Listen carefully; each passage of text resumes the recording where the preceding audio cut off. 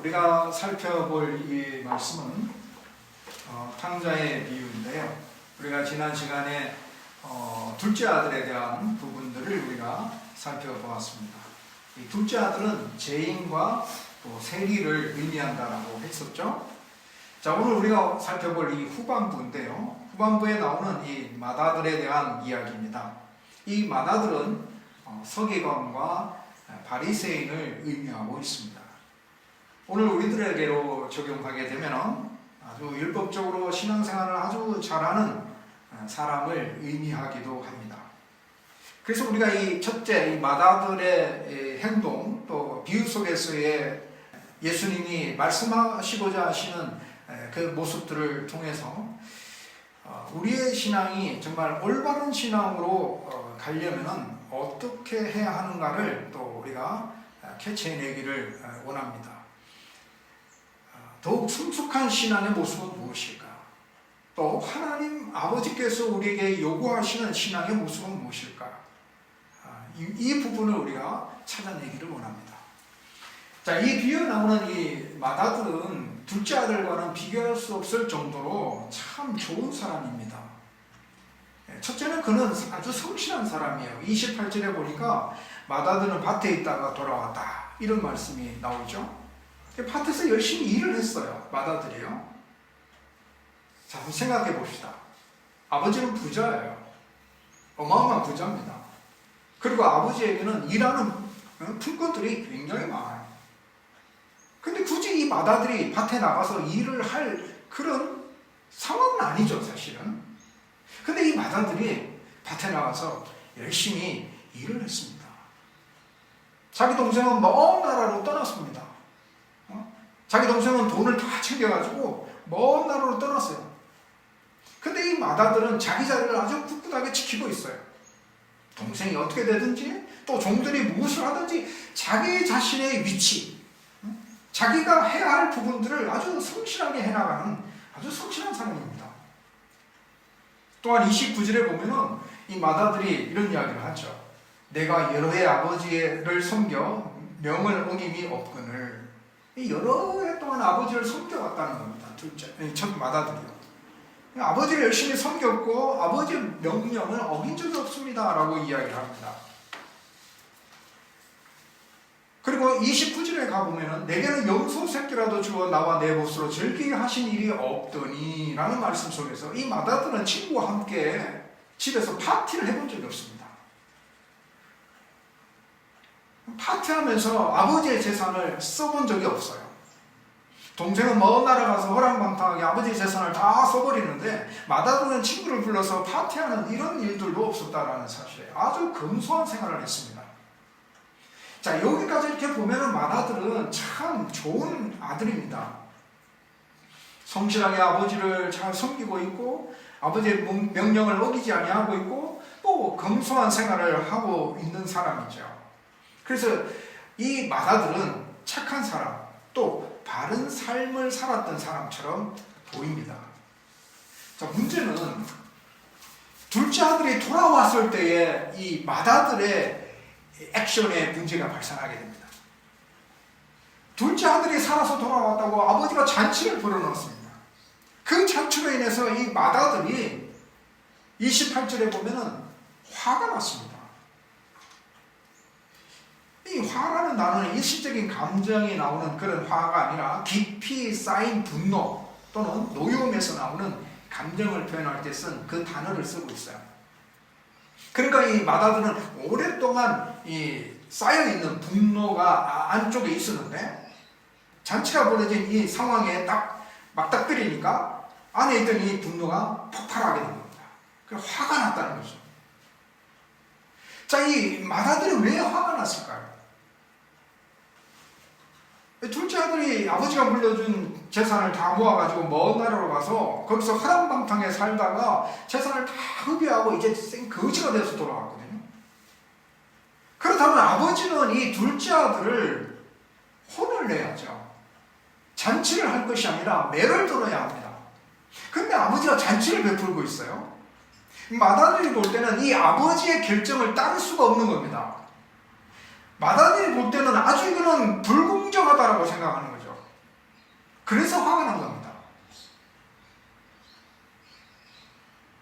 어느 정도는 우리가 이해할 만한 그런 액션이죠. 근데 그 액션이 하나님 아버지의 마음에 합당하냐 안 하냐가 이게 중요하죠. 자, 이 맏아들의 이와 같은 행동처럼 했던 옛날에 구약의 선지자가 있는데 그 사람이 누구냐면 요나입니다. 요나가 똑같이 이런 행동을 했어요. 하나님은 요나에게 니느웨 성에 가서 하나님의 말씀을 외치라고 이렇게 명령을 하셨죠. 그러니까 요나는 가기 싫었어요. 왜냐하면 이 니느웨 성은 적국의 나라입니다. 이스라엘과 적국의 나라입니다. 그래서 요나는 하나님의 명령이 떨어졌지만 그러나 이 니느웨 성에 가서 복음을 전하기가 싫었어요. 그래서 도망갔잖아요. 이 요나가. 도망가다가 물고기 뱃속에 들어가게 되고 거기서 회개하게 되고 이제 나와서 니느웨 성에 가서 외쳤습니다. 하나님이 외친하신 말씀 그대로 40일이 지나면 니느웨 성이 무너지리라. 이게 하나님의 메시지였어요. 이 메시지를 외쳤어요. 그러니까 니느웨 사람들이 이 하나님의 말씀을 듣고 회개한 겁니다. 니느웨 사람들뿐만 아니라 짐승들의 여기까지 다 회개하는 그런 놀라운 일들이 벌어지게 된 거죠. 그래서 그들이 회개함으로 인해서 하나님께서 심판하시고자 하시는 그 결정을 번복하게 되죠. 그래서 하나님의 심판이 이 니느웨 성에게 임하지 않게 됩니다. 이런 광경을 보고 요나가 불평을 합니다. 화가 난 거죠.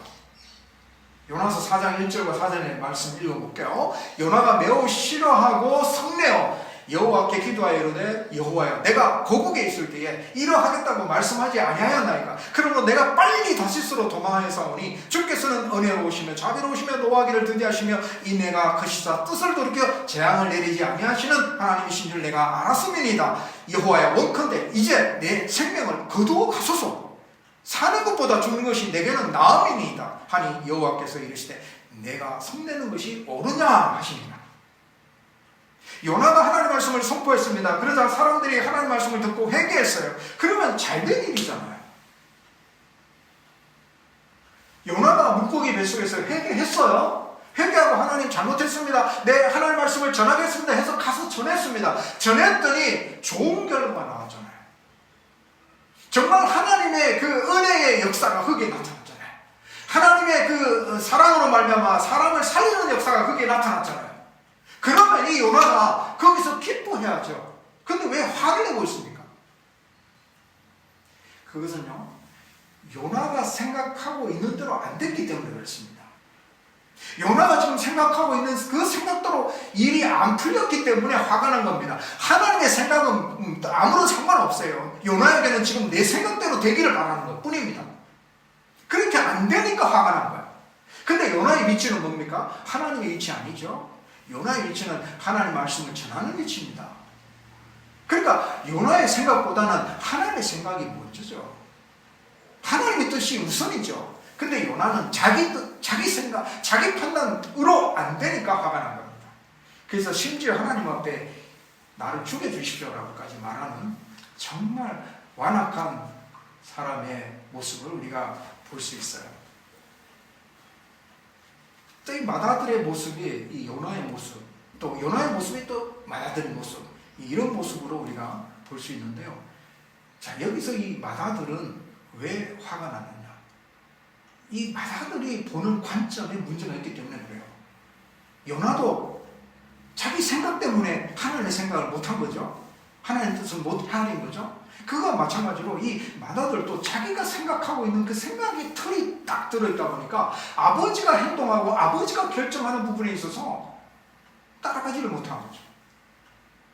그래서 이 맏아들의 시각의 문제점이 뭔가 살펴봤더니 이 맏아들은요, 동생을 동생으로 보지 않아요. 혈연의 관계는 무너뜨릴 수 없습니다. 동생은 동생입니다. 30절에 보니까 맏아들이 이 동생을 바라보는 시각이 딱 드러나는데요.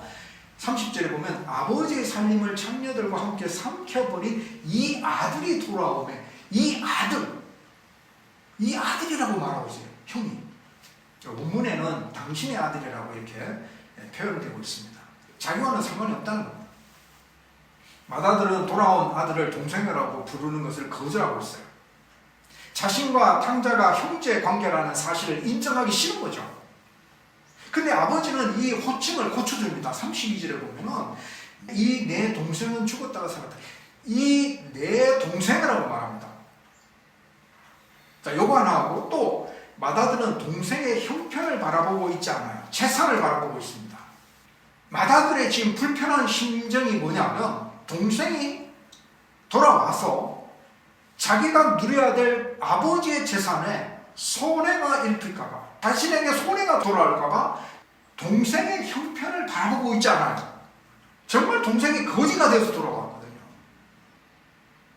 정말 몰골이 정말 사납게 해서 돌아왔는데 그 동생의 그런 모습을 바라보지 않고 이 동생이 내 재산에 손해를 입히겠구나 라는 것을 자신의 재산을 바라보고 있다는 사실이에요.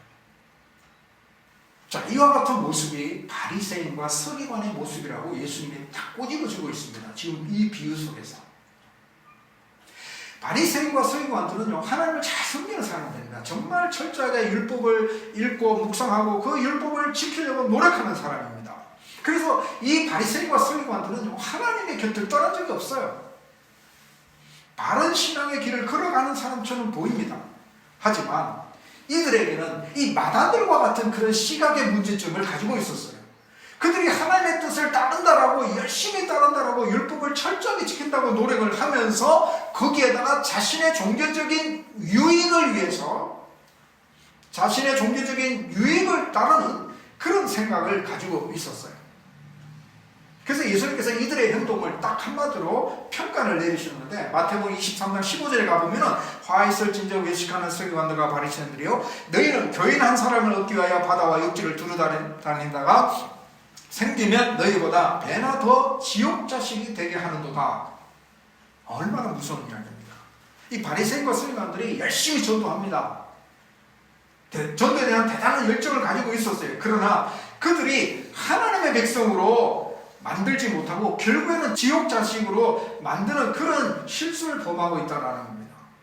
이게 뭐냐면 열심히 전도해가지고 그 종교적인, 자기들이 가지고 있는 종교적인 성격을 추종하도록 만드는 겁니다. 그러니까 그들이 따르는 전통과 규범을 가르치고 따르게 함으로 잘못된 진리를 배운 사람들이 결국에는 지옥에 가게 되는 그런 결과를 낳게 만든다는 겁니다.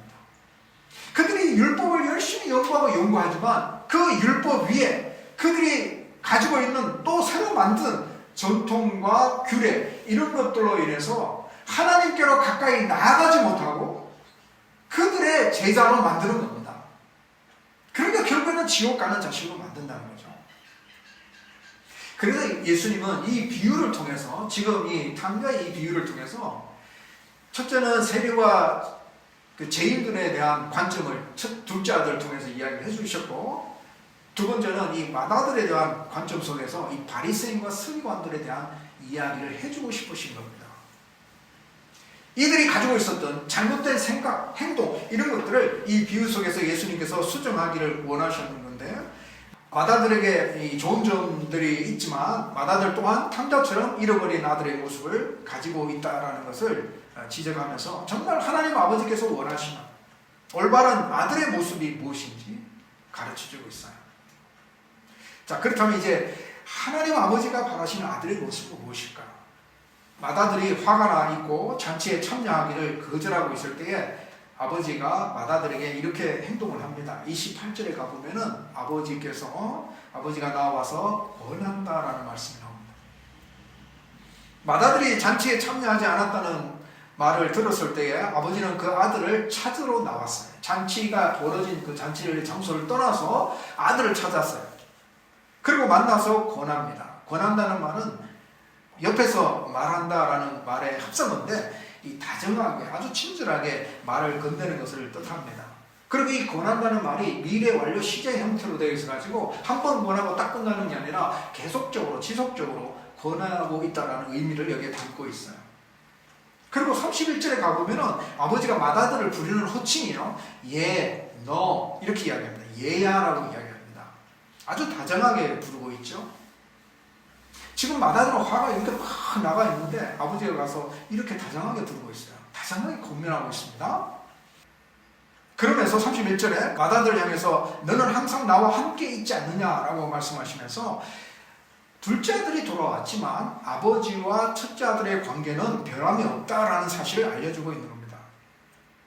둘째 아들이 다시 돌아왔지만 너와 나의 관계는 변함이 없다라는 것을 이야기합니다. 여전히 돈독하다. 그리고 31절 또 하반절에 가보면 내가 가진 모든 것이 다 너의 것이다 라고 말합니다. 이 말이 맏아들의 마음을 확 풀어주는 말이죠. 사실 맏아들이 요거 때문에 화났거든요. 이 둘째 아들이 돌아왔지만 재산상의 피해가 없다는 겁니다. 그러면서 이 동생이 돌아온 잔치에 참석하라 이렇게 아버지가 간곡하게 요청을 하죠. 아버지의 마음이 뭘까요? 이 잔치에 참여하는 거죠. 맏아들이요. 그 잔치에 참여한다는 게 뭘 의미합니까? 아버지 뜻에 순종한다는 뜻입니다. 아버지가 이 잔치를 벌였거든요.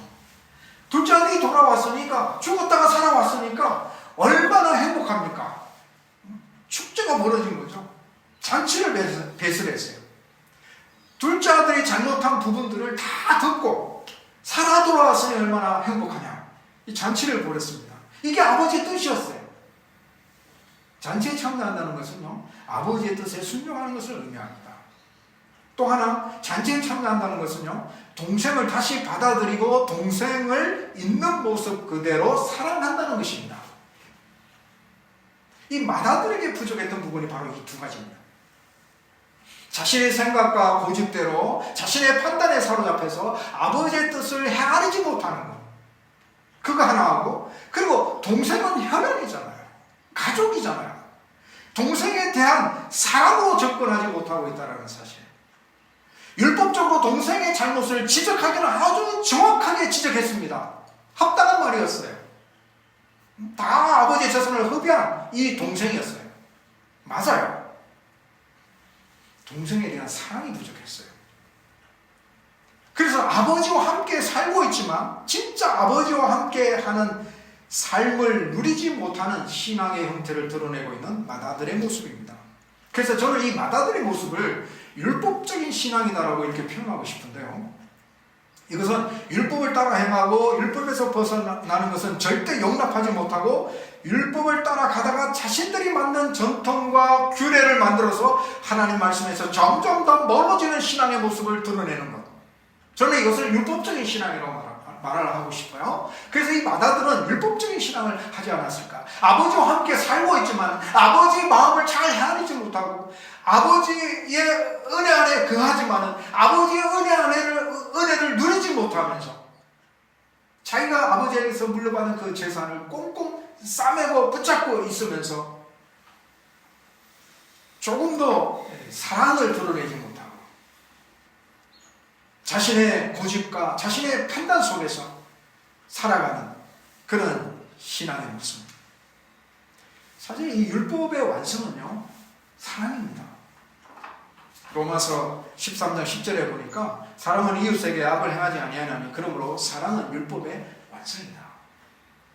정말 바리새인과 서기관들이 율법을 지킨다 한다면 정말 사랑을 드러내는 게 맞는 거죠.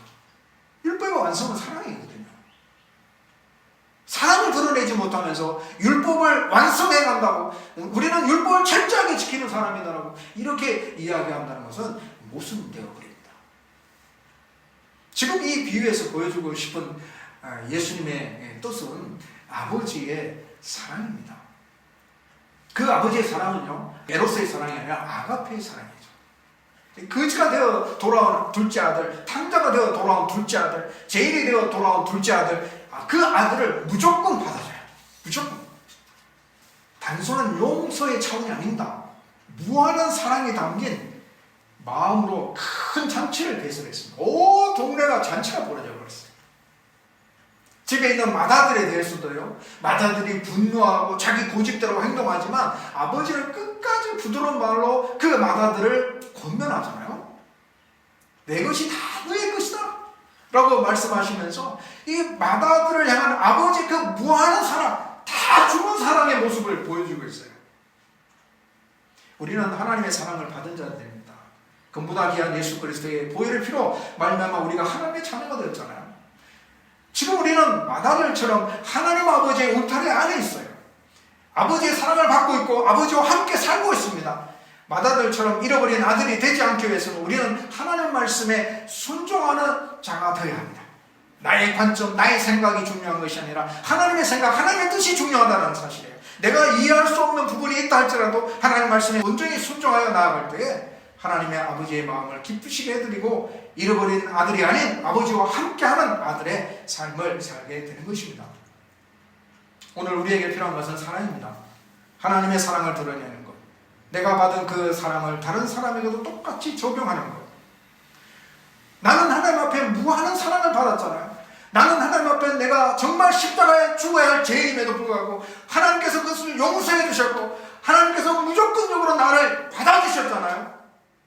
나한테는 이와 같이 하나님의 큰 사랑을 다 받아주면서 다른 사람에게는 이와 같은 똑같은 사랑을 적용해야 된다는 겁니다. 내가 판단으로 저 사람은 하나님의 사랑을 받을 자격이 없는 사람이다라고 판단할 것이 아니라 하나님께서 부르시고 초청하신 자라면 누구나 하나님의 사랑을 받을 자격이 있음을 인정하고 같은 하나님의 사랑으로 포옹하는 성숙한 신앙의 모습을 드러내기를 원합니다.